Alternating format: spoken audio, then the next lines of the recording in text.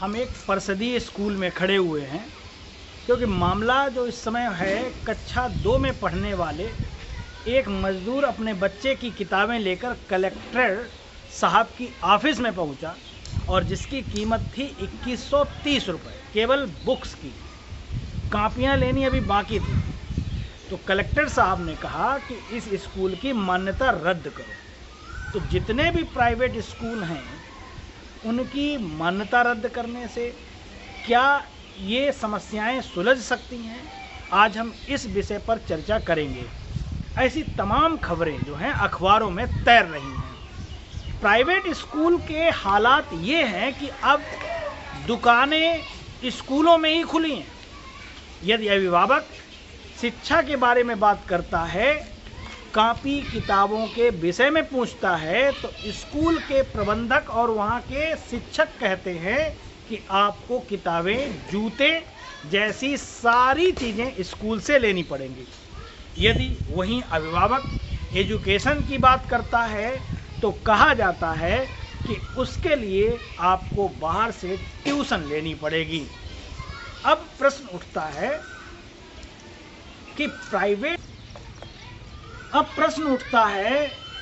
कि प्राइवेट स्कूलों में मनमानी फीस लेने से कैसे रोका जाए। तो सर्वप्रथम अभिभावक को अपनी मानसिकता बदलने की ज़रूरत है। अगर आप दिखावटीपन, सजावट, बनावट और अधिक फीस वाले स्कूल में बच्चों का एडमिशन कराते हैं तो सिर्फ देखा देखी, भेड़ चाल में, तो आप ये सवाल ईमानदारी से नहीं लेकिन खाना पूर्ति के लिए कर रहे हैं। तो प्राइवेट स्कूलों में किस तरीके से हम फीस को,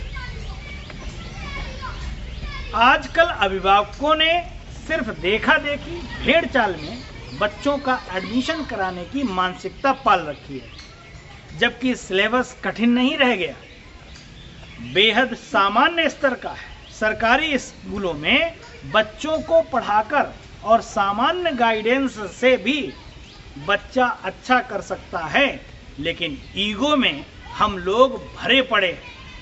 जब लोग मांग और पूर्ति, डिमांड एंड सप्लाई की समझ नहीं रखेंगे तो यह उम्मीद करना निरर्थक है। अब प्रश्न उठता है कि भारत में सरकारी स्कूल की फीस क्या है। जो आप देख रहे हैं ये परिषदीय स्कूल है, सरकारी स्कूल है, सरकार द्वारा संचालित है। तो इस विषय पर अगर बात करी जाए तो भारत में 6 वर्ष से 14 वर्ष की आयु के बच्चों के बीच आने वाले सभी बच्चों को मुफ्त और अनिवार्य शिक्षा ये मिल रही है। कक्षा 1 से 8 तक की शिक्षा प्राथमिक शिक्षा के रूप में परिभाषित है।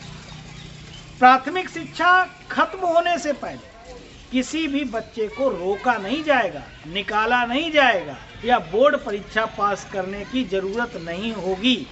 अब इस तरीके से हम ये परिषदीय स्कूल की बात, भारत में सरकारी स्कूलों में प्रारंभिक शिक्षा कक्षा 1 से 8 तक फ्री है और इसके लिए कोई फीस नहीं ली जाती। छात्रों को पाठ्य पुस्तकें भी फ्री में उपलब्ध कराई जाती हैं। छात्रों को फ्री मध्याह्न भोजन की व्यवस्था स्कूल करते हैं।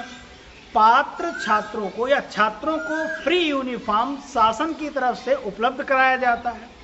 पात्र छात्रों को छात्रवृत्ति भी मिलती है।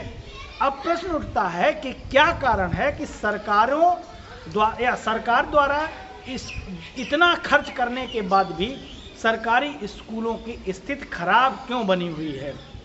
जिस प्रकार किसी कटीली झाड़ी में बुरी तरह से उलझे दुपट्टे को बिना कटे फटे निकालने के लिए शक्ति की नहीं अपितु धैर्य और समझदारी की आवश्यकता होती है, ठीक ऐसी स्थिति शिक्षा के संदर्भ में भी है।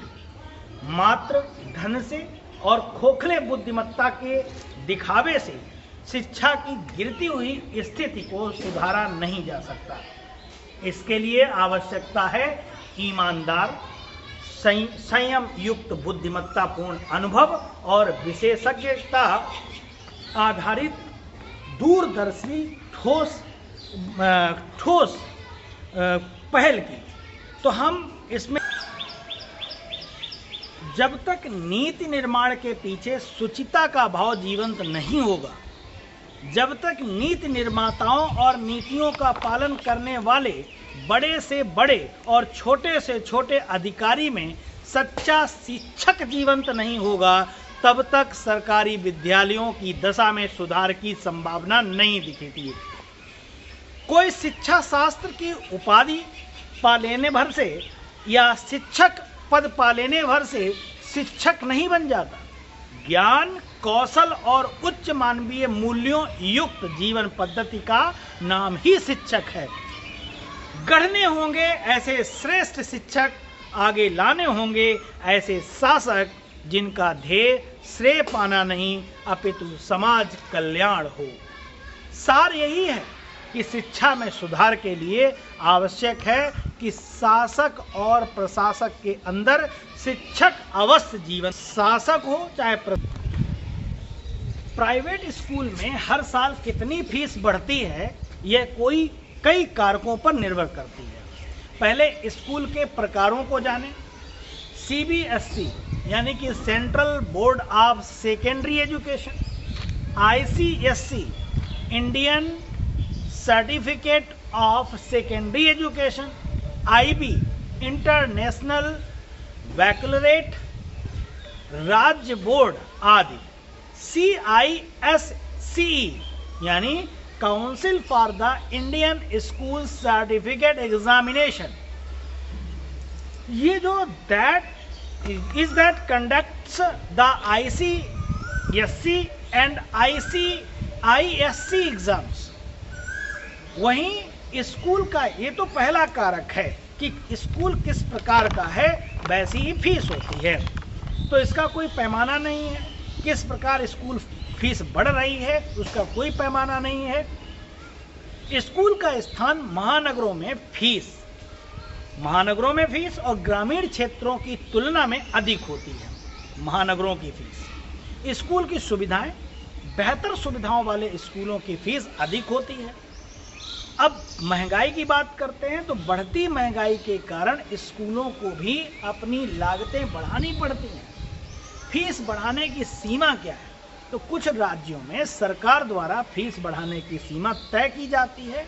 जिन राज्यों में कोई सीमा नहीं है वहाँ स्कूल आप अपनी मर्जी से भी फीस बढ़ा सकते हैं।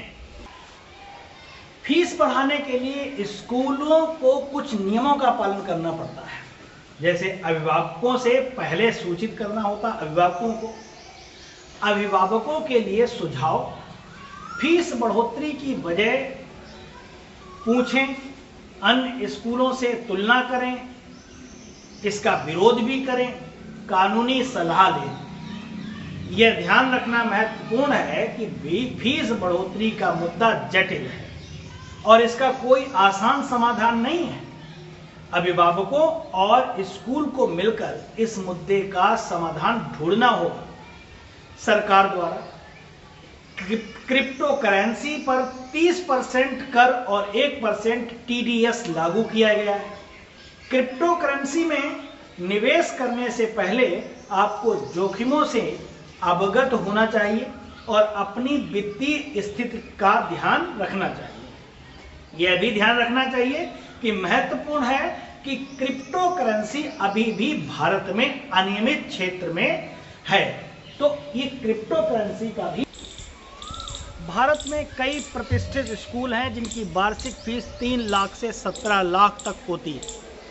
इन स्कूलों में उच्च गुणवत्ता वाली शिक्षा, उत्कृष्ट सुविधाएं और समग्र विकास के अवसर प्रदान किए जाते हैं। जैसे कि वुड स्टॉक स्कूल मंसूरी में है, ये 15 लाख से 17 लाख तक की fees. The Doon school Dehradun 10 lakh से 11 लाख। सिंधिया स्कूल जो ग्वालियर लगभग 12 लाख। मेयो कॉलेज अजमेर 15 लाख रुपए तक। Good shepherd international school Ooty में है, इसकी 6 लाख से 15 लाख तक फीस है। इन स्कूलों में प्रवेश पाने के लिए उच्च शैक्षिक मानकों, समृद्ध सुविधाओं और समग्र विकास के अवसर प्रदान किए जाते हैं। तो हम उन लोगों से कहना चाहेंगे जो लोग गरीब हैं, मजदूर हैं, इन परिषदीय स्कूलों में पढ़ाएं, क्योंकि परिषदीय स्कूलों में भी बच्चे जो हैं निकलकर आगे आते हैं, अच्छी नौकरी पाते हैं, एक अच्छे नागरिक बनते हैं। ज़रूरी नहीं है कि बहुत महंगे स्कूल के चक्कर में हम अपनी जो जैसी स्थिति है उस हिसाब से हमें काम करना चाहिए।